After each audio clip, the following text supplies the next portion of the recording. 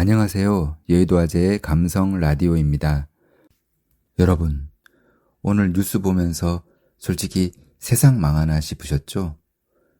2026년 3월 14일, 지금 이 순간에도 중동발 비보가 쏟아지고 있습니다. 어제는 호르무즈 해협 쪽에서 폭음이 들리더니 오늘은 또 민간인 피해 소식이 들려와요.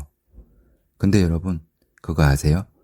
지금 여러분이 느끼시는 그 공포, 그거 당연히 느껴야 할 게 아니라 누군가 여러분의 뇌에 정교하게 주입하고 있는 기획된 감정일 수도 있습니다. 이 지독한 연극의 대본을 제가 여러분 앞에서 낱낱이 밝혀드리겠습니다. 단순히 전달자가 아니라 여러분 곁에서 세상을 읽어주는 친구로서 이 판의 뒷배경을 탈탈 털어드리겠습니다. 당신의 불안을 먹고 자라는 놈들의 정체, 지금부터 시작합니다. 심리학엔 부정 편향이라는 게 있어요. 인간은 좋은 소식보다 나쁜 소식에 10배는 더 민감하게 반응하거든요. 지금 중동 사태를 보는 여러분의 마음속엔 뭐가 있나요? 내일 기름값 얼마지? 환율 터지는 거 아니야? 이 공포가 사실은 내가 통제할 수 없는 세상에 대한 무력감을 숨기기 위한 방어 기제라는 거 혹시 알고 계셨나요?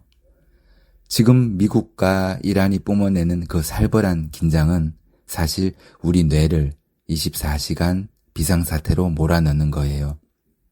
왜냐고요? 불안한 사람은 조종하기 정말 쉽거든요. 뉴스가 기름값 얘기를 할 때 여러분은 내 지갑 걱정을 하지만 그 이면엔 내 삶이 내 손을 떠나고 있다는 공포가 깔립니다. 그 무력감을 채우기 위해 우리는 계속 뉴스에 매달려요. 누군가 이제 다 끝났다고 말해주길 기다리면서요. 하지만 기억하세요.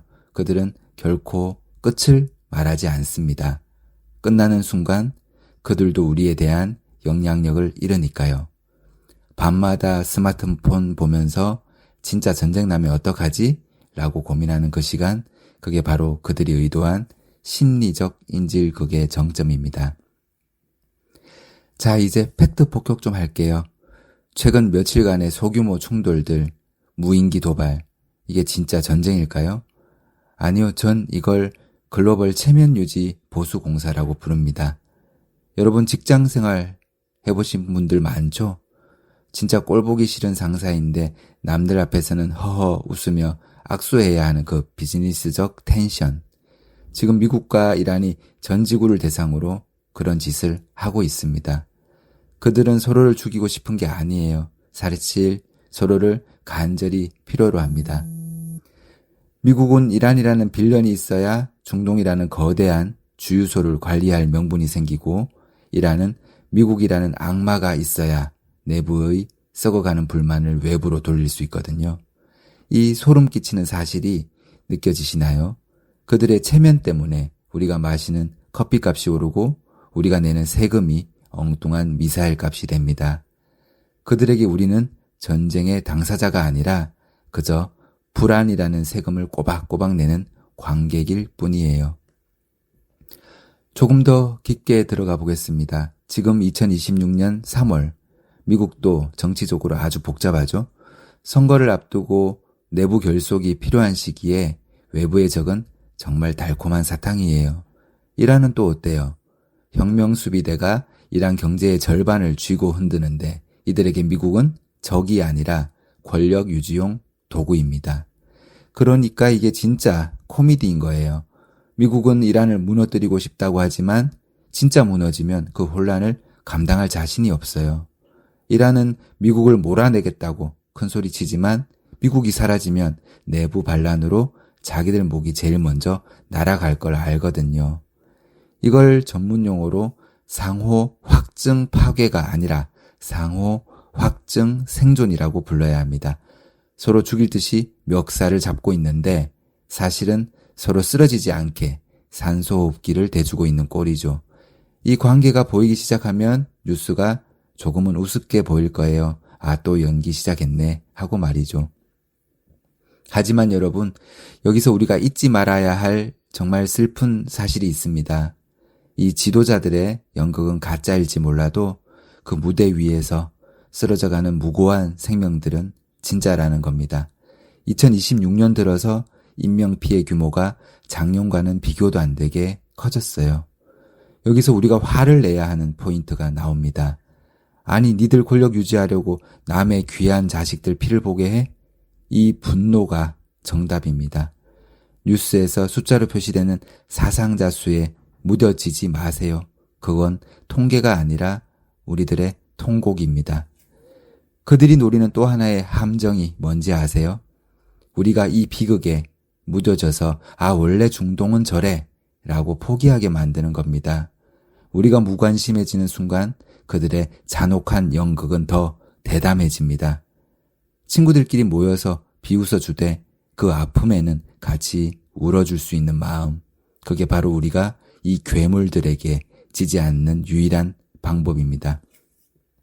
자, 이제 이 지긋지긋한 감정의 굴레에서 퇴장하는 매뉴얼을 드릴게요. 첫째, 뉴스에서 전쟁이라는 단어가 나오면 즉시 물으세요. 이건 누구의 메시지인가?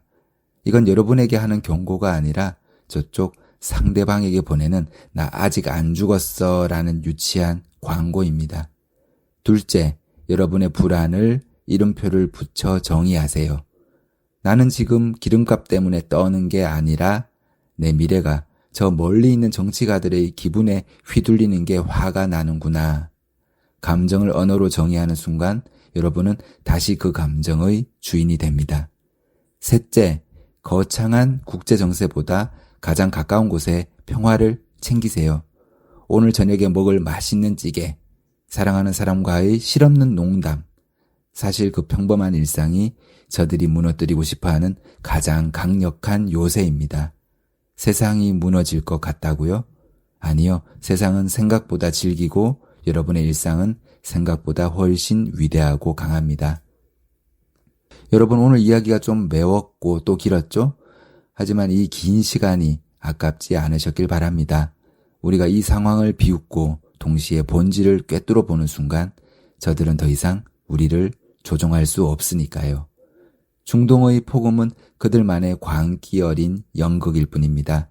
여러분의 무대는 그 연극 무대 위에 있지 않아요.